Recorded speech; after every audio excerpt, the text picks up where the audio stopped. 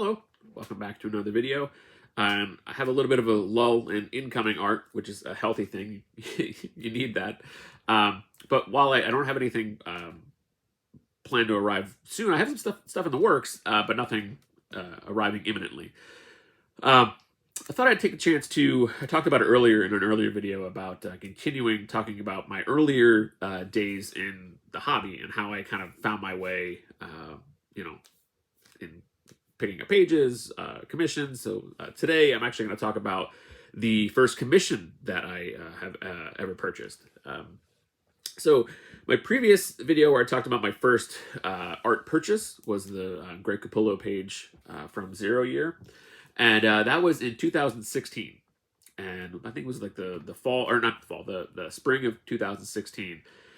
And so I got that page, and I immediately started thinking, okay, well, what else is possible? I go to, every year I go to Baltimore Comic-Con. It's a great comics-focused convention. They always have a solid list of creators. And so that fall, it's always in the fall, September, October. So when the guest list started coming out earlier in 2016, Dan Jurgens was listed as one of the guests, and I immediately was like, okay, let's see what's possible. So I found Dan's email through his website, and this was probably in the summer. Like, it was months before. And maybe it was. I know it was months before the show. It was whenever his name would have been announced for Baltimore. Baltimore sometimes they list creators throughout the year. So anyway, so I contacted Dan, and I had I didn't even know really what to ask for. I just knew. I mean, I knew what character I wanted. I wanted a cyborg Superman or a Doomsday, but I didn't know. At the time, it just was like, can I get something at the convention?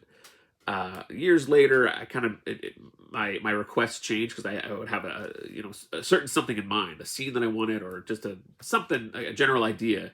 But here, I just asked for a Doomsday, and that is what I'm going to show today. So this is the piece that I got.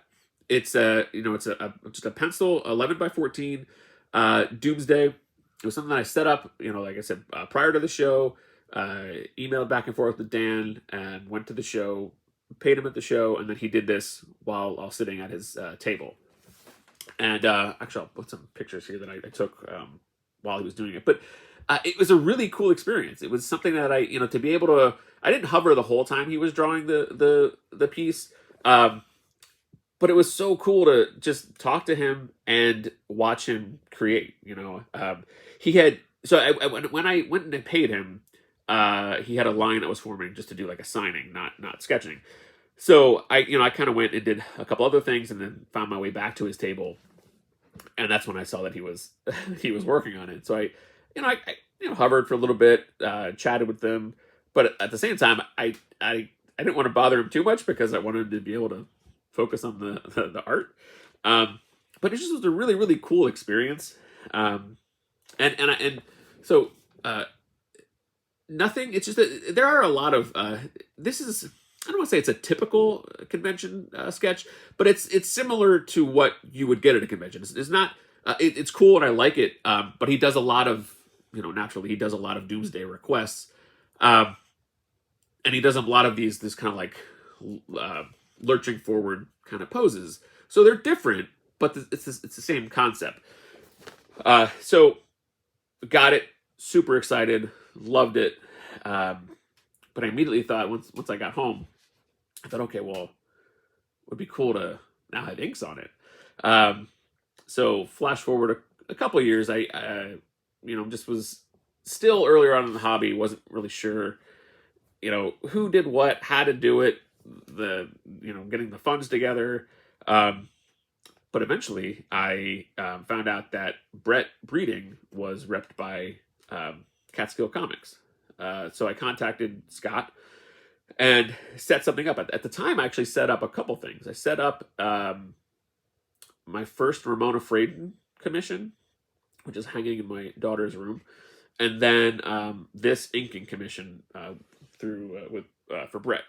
So what Brett did was he inked a scan of the pencils. I wanted to keep the pencils, to have those. I didn't want to ink directly over, because I also wanted to show the process. And I mean, Brett on Dan, that team is, that's the go-to when when you have Dan pencils. You want Brett breeding inks. That's in my opinion. Not to downplay other people like Norm Rapman, another phenomenal inker. But it's just that, especially for me, like that era, the Death and Return, Brett and Dan were the creative duo, and that's what I wanted. I wanted something that kind of, while not a big complex piece, I wanted to kind of reunite that the creative pair. So, and also, what I love about this is it does showcase the process, and it showcases the relationship with penciler and inker, and especially when it's an inker, an established pairing. So if you look at the pencils, and when you get a convention sketch, they're typically done at the table while people are coming up for signatures, and so they don't always have their full attention on the piece, because they're constantly getting interrupted. And it's time is a factor. They want to kind of be able to get through their list and do their pieces. So while I love this sketch, there are noticeable, I don't want to say flaws, but we'll say oversights. Like if you look here, the Doomsday typically has that bone patch on his chest, and that's not there. And if you look here, Brett added it on there. So that's the benefit of when you commission someone. If you commission an inker, commission someone that is familiar with the work, the penciler. So Brett knew what he was doing, and that's the kind of the relationship that a penciler or an inker have, that you should kind of tap into. I still see, and it's not up to me to decide what other people, what they commission, how they get their pieces done. But I always kind of like, I don't want to sound judgy. I really don't. But I do scratch my head a little bit sometimes when people just get any inker to ink a pencil commission.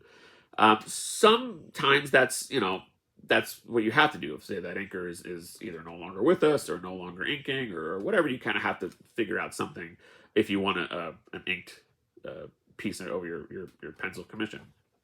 But if the artist is still working, really try to kind of do this. Try to have a piece that makes sense. Commissions are even when you look at how do I want to say it? So what I buy, I don't buy it strictly for value. I do buy, or not value, just investment purposes. And commissioning something is never really a great investment proposition. But if you get something that the artist is known for, still is a good representation of their work, then they do tend to hold more value than if it's just kind of a very personalized idea that you have that may only appeal to you or a few other people. But anyway, so in this instance, I wanted something that kind of showed that process and showed the team that I had been loving their work for the past 30 years. I always kind of revisit this story. But if you know comics, like many of you obviously do, there's another step involved in this. So there's the penciler, there's the inker, and then there's the colorist. So especially in that era, Glenn Whitmore. So I had Glenn Whitmore, who also is rep through Catskill Comics. I mean, this is kind of bulky. I'm just going to put this down, and I'll put the image up of the piece.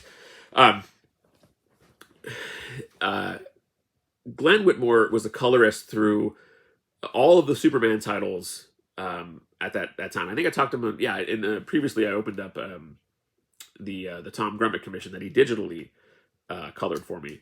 But the Doomsday is actually hand colored. He printed out a copy of the inks, and then with watercolors, and he painted Doomsday. And I really love that idea. I love being able to kind of, while it's a con sketch and it's not necessarily super unique, having each stage of the comic process represented is really cool. And that was a project that I was very happy to complete. I mean, it took some time. I mean, I did actually. It was since it was all through Catskill Comics, it was the inks and the watercolor and that Ramona Fraden commission. I did that that all at once. But yeah, it's still, it's a con sketch, and I don't mean to downplay them. I'm not trying to say, oh, they're not, but it's still so near and dear to my heart because it was the first commission that I did. I loved the experience of getting to talk to Dan, chat with him, and seeing him create the piece. And then I love with the inks how it, he embellished the pencils where it needed to be embellished to make it I want to say correct because in comics things change all the time. So from panel to panel, the character might not look the same. But he did. He added those details that should be there for Doomsday. So I just love all the way through the process, having all three stages. Yeah, so that's what got me started with commissions. I then later moved to, that was I think I didn't really do a whole lot of convention sketches because I kind of, once I got that in hand, and seeing other commissions online, I realized I wanted to kind of, the next things I was going to get commissioned, I wanted to have certain concepts in mind to get instead of just getting just a, hey, can you draw me whatever character. So anyway, that is my look at my first commission that started the slippery slope that we are still slipping on. So anyway, thank you for watching, and I will see you soon.